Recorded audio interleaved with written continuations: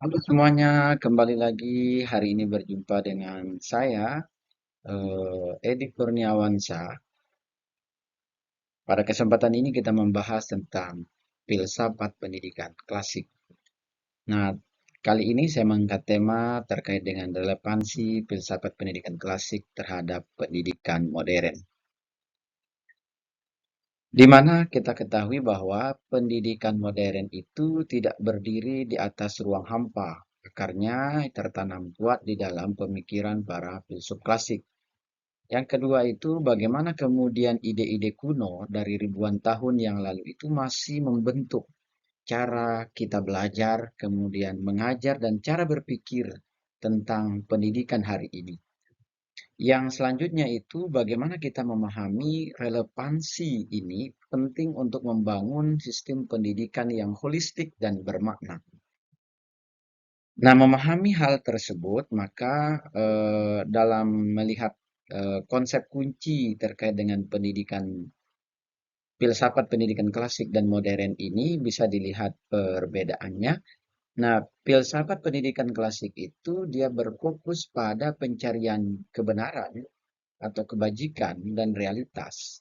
Dipelopori oleh Socrates, Plato, dan Aristoteles.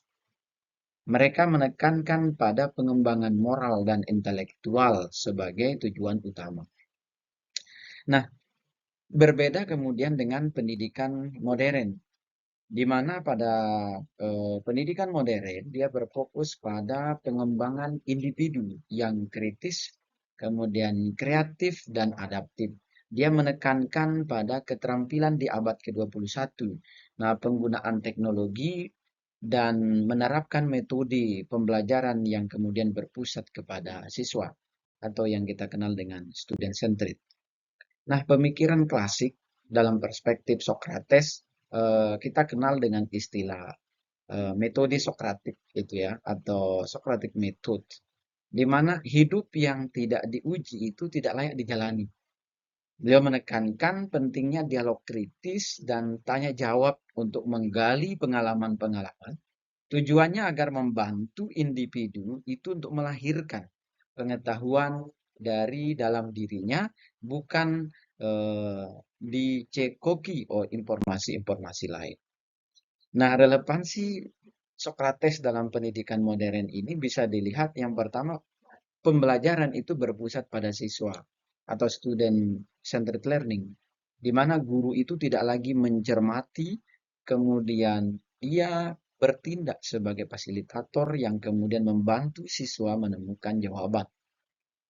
Yang kedua itu adalah berpikir kritis atau yang disebut dengan critical thinking, di mana guru mendorong siswa untuk terus mempertanyakan asumsi, menganalisis argumentasi, dan membentuk opini yang beralasan.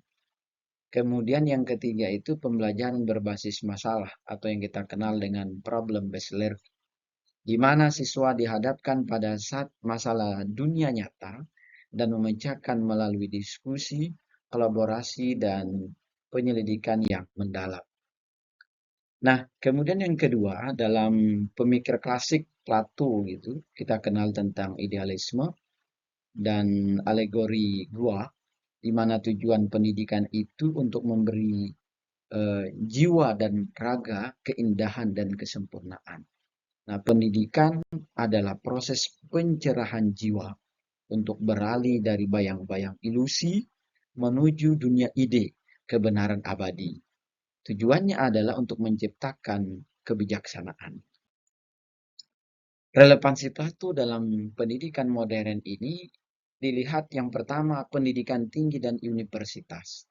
Nah, konsep akademi Plato itu sebagai pusat pembelajaran intelektual dan pencarian kebenaran adalah cikal bakal universitas modern. Yang kedua, pendidikan karakter dan moral, di mana menegaskan bahwa tujuan pendidikan bukan hanya skill, tetapi juga untuk menjadi individu yang baik dan berbudi luhur, atau yang kita kenal dengan kebajikan. Kemudian yang ketiga itu adalah kurikulum berbasis ide. Penting di mana mengajarkan seperti matematika, logika, dan filsafat itu untuk melatih pemikiran dan kemampuan bernalar secara abstrak. Kemudian yang ketiga adalah pemikir klasik itu Aristoteles, di mana dia mengedepankan eh, realisme.